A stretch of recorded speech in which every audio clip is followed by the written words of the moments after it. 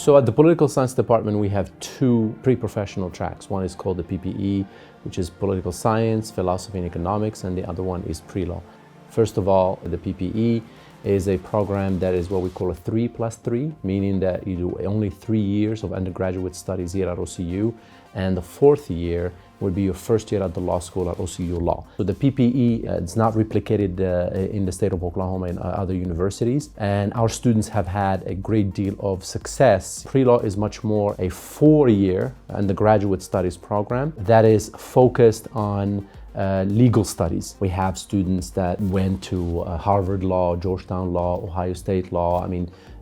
We have students that are working in the legal field, working with government, non-governmental agencies and governments, working at Google, Apple, and so on. If you want to go medicine or dental or optometry, we suggest that students pursue the cell and molecular biology track. That curriculum is really focused on performing well in the classroom and preparing for those tests, which are really almost the end-all be-all of getting into those programs. We have another track though called the biomedical science track. That's really geared towards physician assistant, physical therapy, occupational therapy, maybe veterinary medicine.